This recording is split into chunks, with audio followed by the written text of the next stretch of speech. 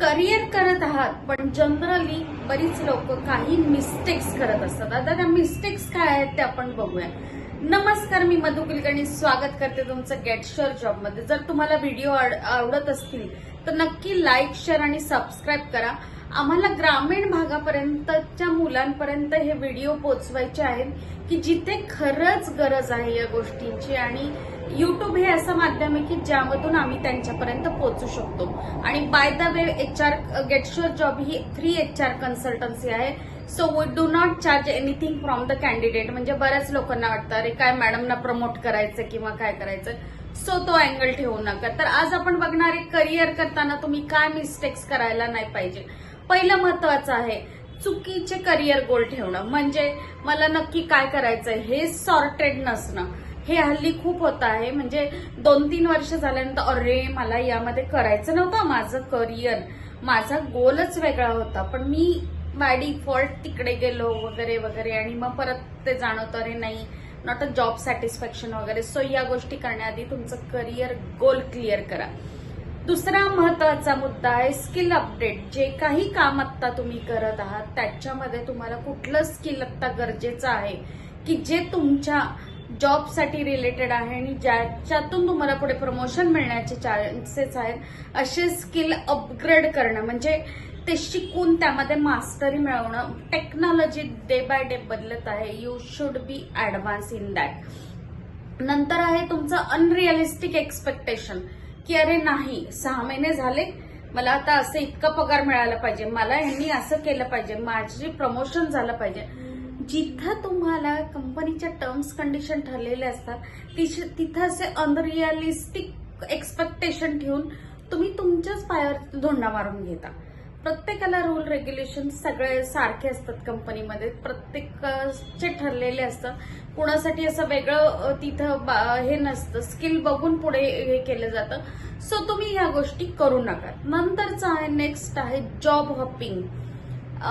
Gen Z जी आत्ताची नवीन पिढी आली आहे त्यांच्यामध्ये हा प्रकार आपल्याला खूप बघायला मिळतो की थोडे दिवस झाले की अरे 3 महिने झाले, येस मी सगळं शिकून झालेलं आहे आणि मी आता जॉब बदलणार आहे, का तर जॉब बदललं की मला सॅलरी वाढते।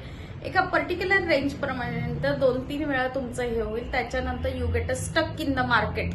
आणि तुम्हाला जेव्हा चांगली ऑपॉर्च्युनिटी समोर येईल तेव्हा तुम्हाला चान्स मिळणार नाही। हे मी परत परत सांगतेय, प्रत्येक व्हिडिओमध्ये सांगते की ते जॉब हॉपिंग तुम्ही करणं सोडून द्या।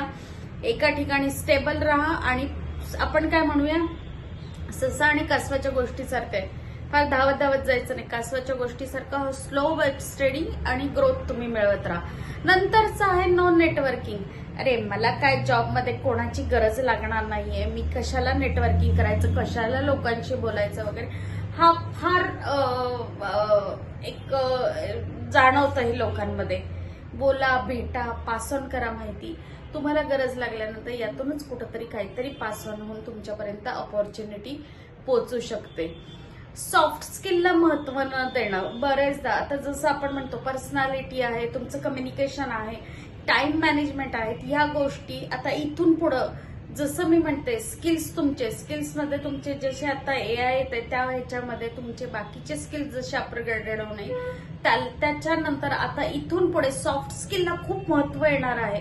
कारण अर्ध काम तुमचं मशीन करणार आहे, तर मग उरलेल्या कामासाठी you should be like that, तर त्याला महत्व येणार आहे। तर आत्तापासून आपल्यामध्ये काय कमतरता आहे ती बघून घ्या आणि तुम्ही त्याच्यावरती स्वतःवरती त्याच्यावरती कमांड मिळवू शकता। महत्वाचा नक्की शेवटचा मुद्दा, पैसे बघून जॉब स्वीकारणं। मला सॅलरी पॅकेज किती मिळतं आहे, मग तिथे तुम्ही कंपनी बघणार नाही, तुम्ही तिथे जॉब प्रोफाईल बघणार नाही, तुम्हाला बाकीच्या काही तिथे गोष्टी आहेत त्या बघणार नाही। Only what ever I am getting, हे खूप जणांच्या बाबतीत होतं। आणि मग नंतर सॅटिस्फॅक्शन हा जो प्रकार आहे तो नाही मिळाल्यानंतर जॉब सोडण्याचं प्रमाण जास्त आहे। तर अशा गोष्टी जर तुम्ही रिपीटमध्ये करत असाल तो it will be harmful for your career. जर करिअर करायचं असेल तर तुम्ही एक पर्टिक्युलरली गोल समोर ठेवा आणि त्याच्या दिशेने व्यवस्थित पावलं उचलले तर you nobody will stop you from your getting your goal। तर तुम्हाला हा व्हिडिओ आवडला असेल तर नक्की, अरे सगळ्यांनी मराठी मुलं आहेत, तुम्ही मराठी माणसं आहेत आणि लाईकचं बटन दाबत नाही, मला ते फार वाईट वाटतं। जर तुम्ही हे प्रमोट केलं तर आपण ग्रामीण भागातल्या मुलांपर्यंत पोहोचून त्यांना गाईडलाईन देऊ शकू. थँक्यू, धन्यवाद.